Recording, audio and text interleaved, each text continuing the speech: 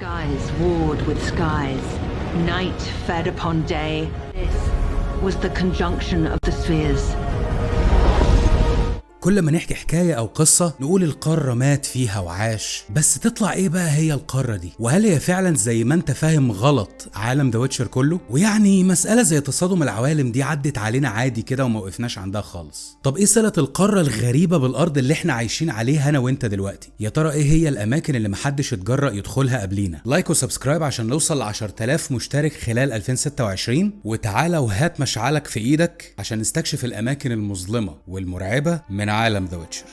مغامرتنا مع بعض هتبدأ في الفضاء على كوكب عديم الاسم، 90% من مساحة أرضه في الجزء الشمالي منه. الكوكب العجيب اللي بنتفرج عليه ده شبه أرضنا جدا، بس أجزاء صغيرة قوي منه مستخبية في الجزء الجنوبي، وما بين أراضي الشمال ومجاهل الجنوب محيط واسع جدا محدش عارف يكسره من أوله لآخره. قبل البشر وقبل الجنيين ما يوصلوا له مع تصادم العوالم كان في أجناس كتير غريبة عايشة عليه. أولهم على الإطلاق كانوا البناة اللي سرقت منهم كل الأجناس فنون الحدادة والبناء والحرب. الجنيين الخرافيين أو النومز اللي بعد كده سجلهم التاريخ إنهم حراس كنوز باطن الأرض، تشبيه يليق بيهم لأنهم كانوا أمهر صناع المعادن في تاريخ الكوكب كله. وفي الروايات وحتى الألعاب أكيد سمعت عن أشهر وأخطر سيوفهم الجويهير المنقوش بأعقد طلاسمهم القتالية. معاهم وبالتدريج بدأت تظهر أجناس جديدة محدش عارف مصدرها، وكائنات تسمع عنها بس زي التنانين بألوانها المختلفة، وخاصة التنين الذهبي اللي ما تبقاش منه إلا واحد عايش لحد دلوقتي.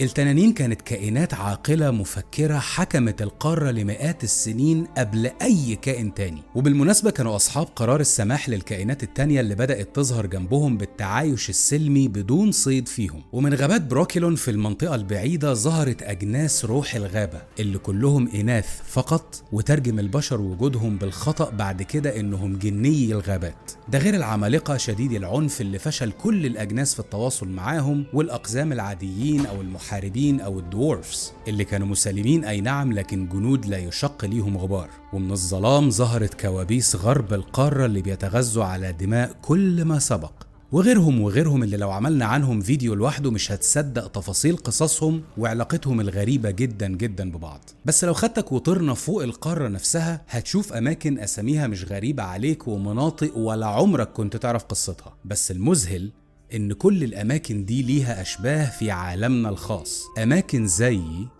هانو، منطقة المجهول فيها وعنها أكتر من المعروف، لكن شكل كل اللي فيها بيوحي إنهم يعرفوا حاجة عن الفراعنة أو كان ليهم صلة بشكل ما بكوكبهم. يقال في الأساطير اللي اعتمد عليها كاتب روايات الويتشر إن حتى اسم المنطقة مستوحى من هانو، أو اللي معناها بالهيروغليفية النبيل رفيع المقام، وده اسم واحد من أعظم نبلاء فراعنة مصر، وكان مشهور بكونه من أوائل اللي اهتموا بعلم الترحال والسفر. ويقال إن خلال ترحاله وصل لأرض غريبة وعسكر فيها، وأهلها حبوه جدا وعاش فيها فترة، وبعد مدة لقى نفسه بيعبر من بوابة غريبة الشكل لمدينة تانية هنتكلم عنها دلوقتي، وساب وراه حاجات تميز فترة وجوده، وأهمها شكل الأسلحة اللي أهل منطقة هانو بيحملوها من فجر تاريخ البشر على القارة. وفي آخر مراحل رحلته وصل للمدينة الجاية، أوفير، أبعد مكان مأهول عن جيرالت ووطنه في الشمال، بعيدة لدرجة إن أي حد مش ساكن فيها بيسميها ما وراء البحار، برغم إن الفاصل بينهم مش البحر العملاق اللي بيحتل النص التاني من الكوكب. لكن ده يبين لك قلة المعلومات اللي عنهم، وده شيء مريح بالنسبة لأهل أوفير،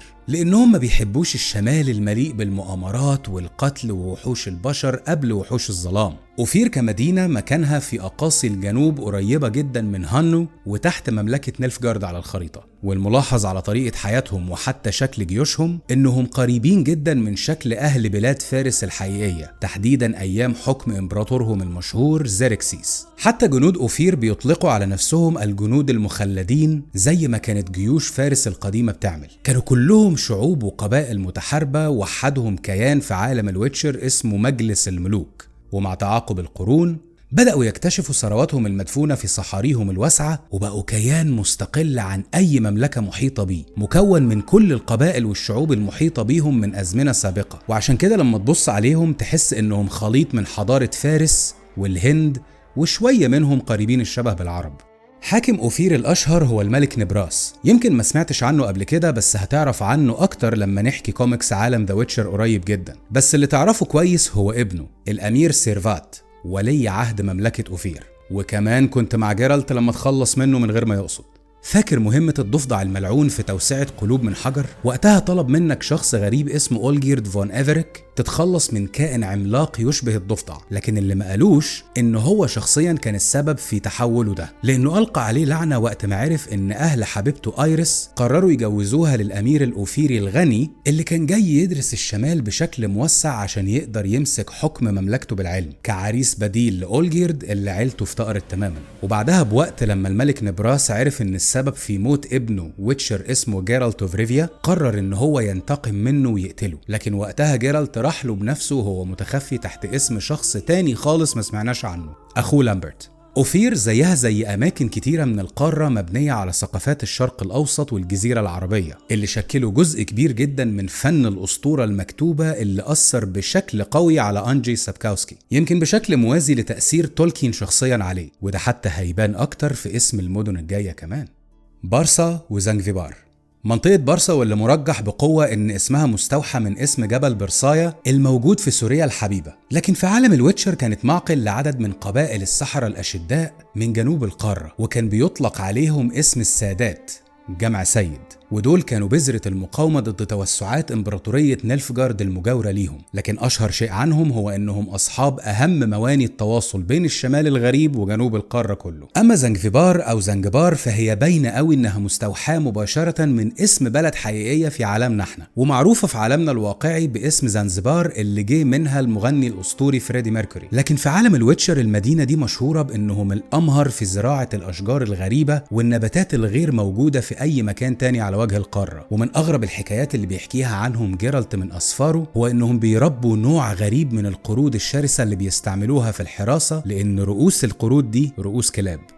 زيراكينيا. هنطير لفوق شوية أكتر ونتحرك ناحية الشرق المأهول من العالم، وهنشوف مملكة أراضيها عملاقة جه اسمها من أساطير بدايتهم اللي قالوا فيها إن أول كائن عاقل سكنها كان تنين ذهبي أسطوري الحجم والقوة اسمه زيراكينترمنت. والتنين ده اختار مجموعة من البشر بعد ظهورهم على القارة وأمرهم إنهم يبقوا حماة التنانين والقائمين على خدمتهم والتأكد من عدم انقراضهم. قبائل حماة التنانين مع الوقت ظهر ما بينهم قوانين إن لازم اللي تحكمهم تكون السيدة الأقوى والأقدر على القتال بين كل القبائل، وعشان كده زيراكينيا مشهورة بأنها أرض المحاربات، وده مستوحى من عالمنا من أسطورة محاربات الأمازون اللي كانوا كلهم سيدات فقط. وبالفعل قدروا يحافظوا على سلالات التنانين بأنهم بنوا ليهم مباني ضخمة هدفها استضافة التنانين والحفاظ على نسلهم. لكن بداية النهاية للتنانين كانت لما واحدة من ملكاتهم المحاربات قررت إنها أخيرا تسمح بالتواصل مع العالم الخارجي، وفي أول رحلة ليهم انقضت عليهم عصابة من الأقزام المحاربين وقضت على أغلبهم عشان وقتها كانوا بيدوروا على تنين أخضر نادر يصطادوه يرجعوا بيه لمهاكم.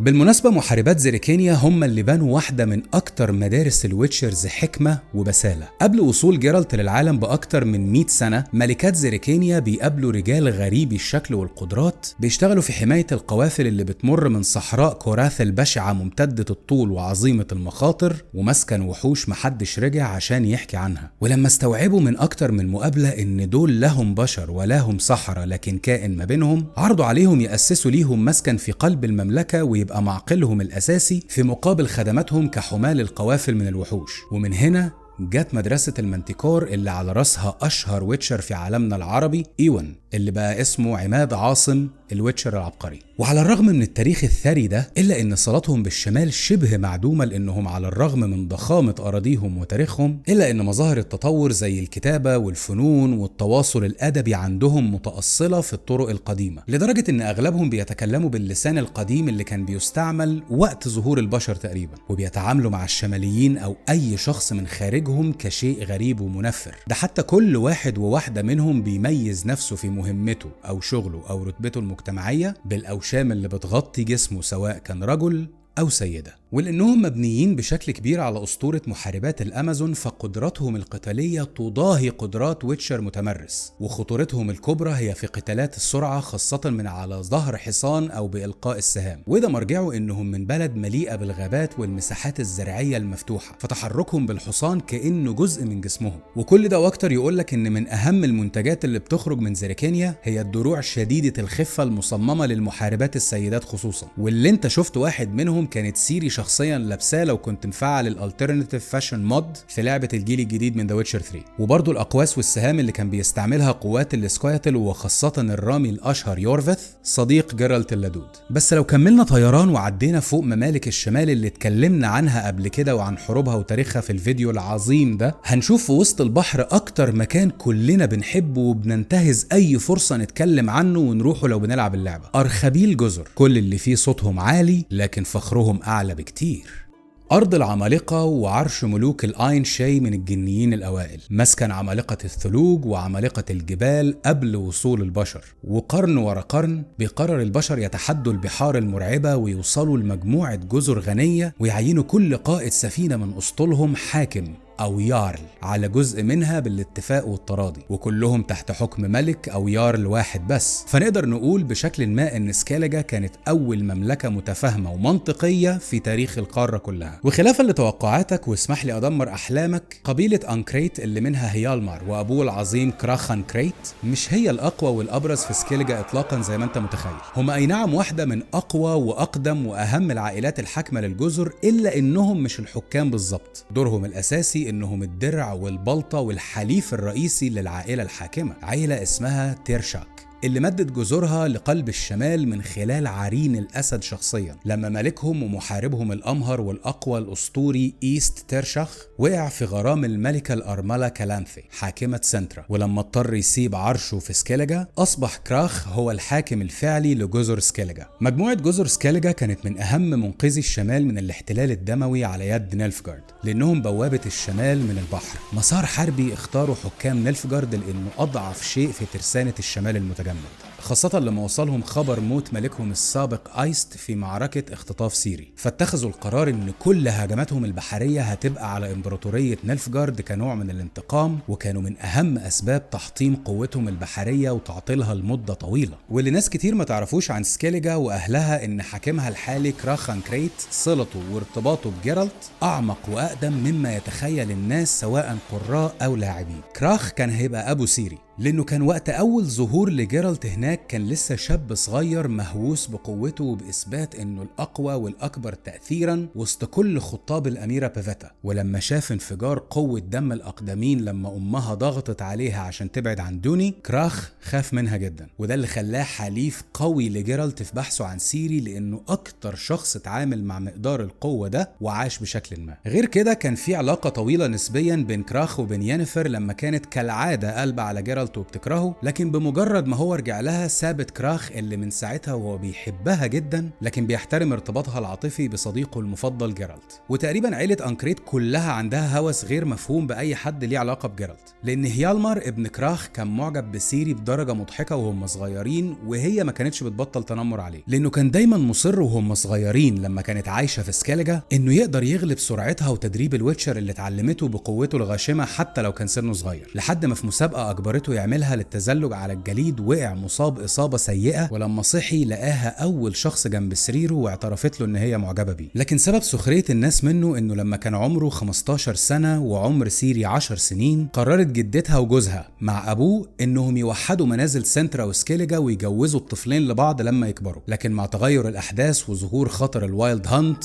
والإمبراطور إمهير فار إمريس، قررت الملكة كالانثي تسترجع سيري على مملكة سنترا عشان تحميها من كل ده. ولحظة ما سفينة سيري اتحركت من سكاليجا، هيالمار قعد يعيط، وده خسره كتير من صورته كولي عهد قبيلة عظيمة زي أنكريت. وزي ما انت حسيت وتوقعت، فأهل سكاليجا هم أشباه الفايكنجز في عالمنا الواقعي، مع لمسات كتير واضحة من الثقافة الاسكتلندية والأيرلندية، خصوصا حضارة الغال القديمة. حتى الأغنية اللي بتشتغل أول ما بتمشي بالحصان وسط الحقول والغابات في أرض سكاليج كلماتها كلها باللغة الغالية، وبتحكي لك في رحلتك عن إحساسهم كرجال ونساء من قلب البحر، وشعورهم بالوحدة وتوديعهم لبعض وسط أمواج المحيط اللي أغلبه مجهول وحتى الظاهر منه خطير. كل سكان سكيليجا من حقهم الاعتراض على كلام اليارل بمنتهى الحرية وبدون أي خوف، وده مقوي إحساسهم بالأفضلية عن الشمال بمشاكله بممالكه. وعلى الرغم من كونها أكتر منطقة جمالها ساحر بشهادة الكل في القارة، إلا إن عكسها بالظبط وراك دلوقتي.